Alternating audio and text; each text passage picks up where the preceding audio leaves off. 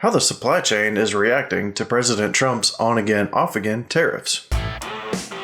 You're watching CCJ's 1044, a weekly webisode that brings you the latest trucking industry news and updates from the editors of CCJ. Don't forget to subscribe and hit the bell for notifications so you'll never miss an installment of 1044. Hey everybody, welcome back. I'm Jason Cannon and my co-host as always is Matt Cole. President Donald Trump last week once again enacted 25% tariffs on goods from Canada and Mexico and an additional 10% tariff on goods from China, before, again, backing off and giving everybody a little temporary relief. Even though the tariffs this time around don't apply to the big three automakers, nor to goods covered by the United States-Mexico-Canada agreement, at least until April 2nd, the supply chain is still working to prepare for potential tariffs on all those goods down the road. A lot of the interactions and the fortune that I have interacting with supply chain executive level down to director operational positions across supply chain and logistics, it purely is and has been the last 6 weeks, really a tariff war room type mentality that's been set in motion. So what that's set forth for every company, do I have the central data understanding of, do I know what I do have within my commodities, within my part level details? Where am I going to be exposed on this tariff conversation if it does occur, as well as any term and length that it can occur? So the good part, regardless of the timing of tariffs being actioned or executed on pause that we are seeing as a pattern, is it is forcing companies to make sure they have the right central data quality in place. So when they have that data quality in place, it is allowing them to collectively come together in those type of war room scenarios to make sure that, yes, we have our tariff codes correctly identified, what is in scope and impacted. And secondarily to that, we know what inventory exposure we may have, as well as the supplier origination point and the customer demand fulfillment opportunities to know, should we action or look at a different supplying source? While one of the goals of the tariffs is to bring manufacturing back to the U.S., that doesn't happen overnight. So how will supply chains be impacted in the meantime? So back to that context of, now that I'm doing that analysis on where is my exposure in the data, now I can approach two action plans. The first one is the immediate short-term understanding, which is, to your point, it takes time to completely pivot a supplier base to a different region, takes time to set up a new logistics network in context to a different region.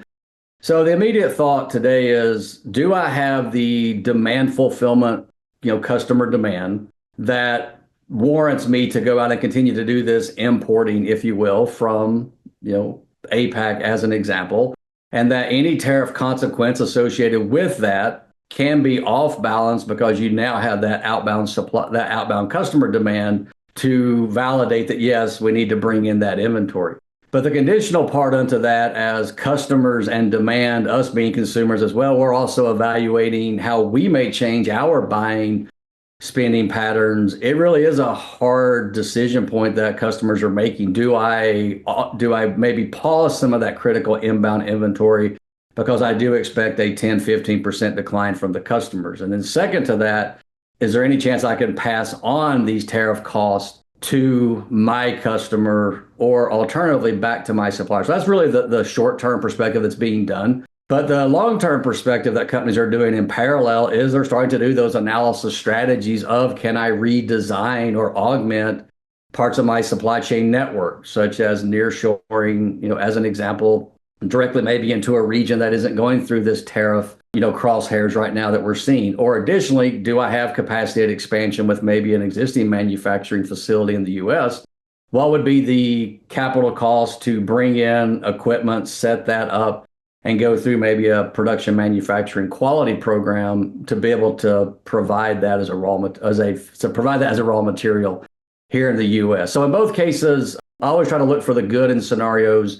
So from the short term to the long term is, it is forcing companies to really evaluate their supply chain strategy, their supply chain execution, and to have this data to help them drive what's going to be the best fiscal responsibility decision for them. So what does all of this mean for trucking and freight movement? When you look at, the context from a freight perspective, especially if there has been profitability through a lot of cross-border capacity as well as rating across from the cross-border perspective, is that you will naturally see is how can I, as that, carrier community, how can I be competitively different to pick up any capacity that may be available for maybe more dedicated, in-country freight as an example. So I think when you look at that from the conversation of pivoting the specialized parts of a carrier trucking network into, do they have more opportunity and more of a dedicated premium type service? And that may offset some of what growth they have seen with cross-border and international capacity in the last several years. I think additionally to that is you will commonly see, and it also happens typically when we're seeing spikes in the fuel surcharge arena, is do I have the opportunity, as we're still early in 2025 in March, a lot of, the new bidding may be going forth this year with the respective carriers. You typically try to protect yourself with some of the fuel surcharges, typically based on, industry experts' predictions of consumption. If you tie that into, I think, back to freight load capacity back into the market, is you could see some of those requirements coming into terms of agreement for the service. Is maybe I want to extend out a little bit longer instead of a 6-month term or a 1-year term contract. Can we maybe get some agreement that we may commit to a little bit more of a longer term contract, just to try to help, preserve some of that, call it longer term revenue expectations? If April 2nd rolls around and tariffs go into full effect without further exemption, Stephen explains how he sees it all playing out throughout the supply chain. I think you'll see a very surgical approach, tied to my near-term comment a little bit earlier, that, the companies are now doing this analysis, they're guardrailing their data. They can now put that data to, customer demand validations. So I do, expect in the short term that almost every supplier community is going out to their end customers and looking for that same type of mindset of 4 to 5, 6-month agreements of firm forecasting, to where we can go out and secure adequate supply, as an example, with these associated extra costs, or maybe we bypass these tariff costs, to make sure that we can at least go out here and try to function business as usual within our control as professional partners, whether a supplier, tier 1, tier 2, same conversation with the carrier community. Let's be partners. That's why the more that we can leverage the centralization of data and use that data to help each party have transparency to what the reality is, it can really help save a lot of inefficiencies and help maybe avoid some of the excessive costs that we all realize are politically way above most of our pay grades and out of our respective control. So I do use this data as a validator of reframing our working arrangement and framework, whether a supplier to a customer, whether a supplier to a carrier, and customer to whatever method of transit they're looking for. Stephen says there are some things trucking companies can try to do to minimize the impacts of tariffs on their operations. Currently here with FourKites, and throughout my career working with, all types of logistics service providers, across all parts of the globe. And, there really is a sincere, genuine of being a partner to their end customers and making sure that that customer service, that white glove experience is hard to disassociate with. So I do share that into the context of, even though there may be factors of, let's say, volume and capacity that can alter maybe rates that they agree to settle on, or they look at ways to expand their business footprint that we mentioned. I do firmly believe from carriers' perspectives, they're doing that same type of internal detailed analysis on how can we go extend our footprint with premium customers that they have. Again, trying to forge that relationship. Let's be partners together in these uncertain times, so that when things do calm down and we do see maybe some of that balancing intent of these global trade, headwinds that we're observing, that it's our partnership that allowed us to each get through this, with our reputations, with our trust unto one another, that we're here to serve and fulfill what our customers want.